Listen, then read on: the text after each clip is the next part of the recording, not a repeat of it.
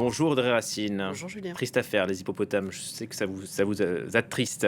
Aujourd'hui, on parle d'une loi adoptée hier par les députés français, loi sur la simplification de la vie économique, qui est un nouveau revers pour la planète. Oui, pour la planète, enfin pour notre sécurité et pour notre santé avant tout. Déjà pour notre santé, la suppression des zones à faible émission a été votée par les députés sous l'impulsion du Rassemblement national et des Républicains.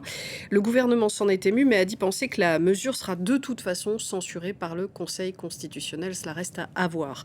Ces ZFE, elles existent depuis 2019. Elles ont pour but de faire baisser la pollution aux particules fines dans les centres-villes des grandes villes de plus de 150 000 habitants, en excluant les véhicules les plus émetteurs, ceux qui sont classés critère 3 ou plus. En France, cette pollution aux particules fines, elle est responsable de plus de 40 000 décès prématurés par an, que ce soit de maladies respiratoires ou cardiovasculaires. Cette lutte contre la pollution liée au transport n'est pas propre à la France. Il existe plus de 300 zones à faible émission en Europe, notamment à Londres, qui fut l'une des premières villes à s'en doter. Il faut dire que les Londoniens, ils s'y connaissent en pollution atmosphérique mortelle. Je vous laisse revoir l'histoire du Great Fog en 1952 qui avait fait des milliers de morts. Pour revenir à la France d'aujourd'hui, cette suppression, si elle est confirmée, elle va remettre en circulation dans les centres-villes plus de 2,5 millions de véhicules qui sont aujourd'hui exclus, avec évidemment une baisse de la qualité de l'air immédiate puisqu'il s'agit des véhicules les plus polluants. 24 ZFE, puisque c'est comme ça qu'on les appelle, sont aujourd'hui en place en France. Ce sont, vous le voyez, les points bleus de cette carte. Celles en orange, les points en orange sont des zones à créer, mais ça va rester en suspens pour l'instant.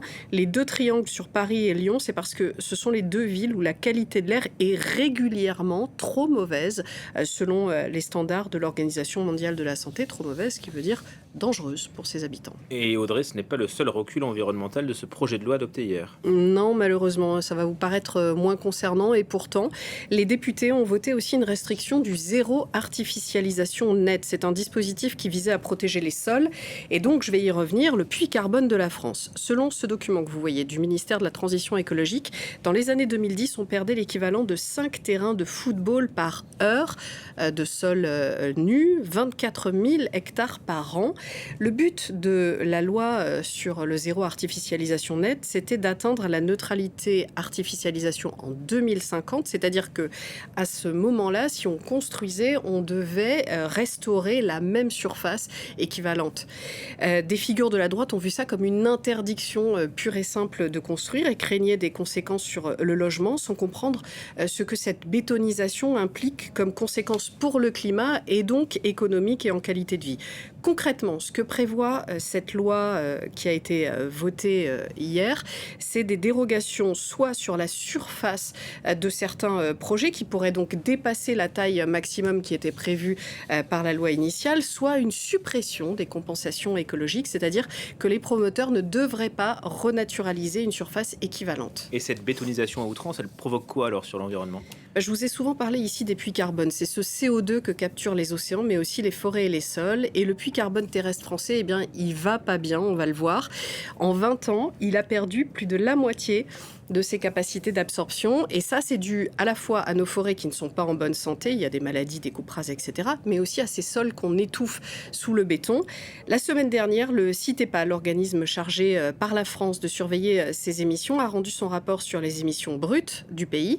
Brut, ça veut dire hors puits carbone, seulement ce qu'on a émis en 2025. Elles ont baissé nos émissions de 1,5%, vous le voyez, seulement 1,5%, alors que l'objectif, il était de 4% par an. Donc déjà en brut, on n'est pas dans les clous.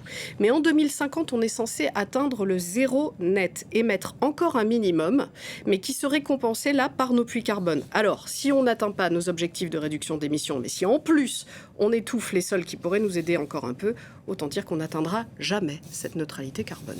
Merci beaucoup Audrey pour cette chronique.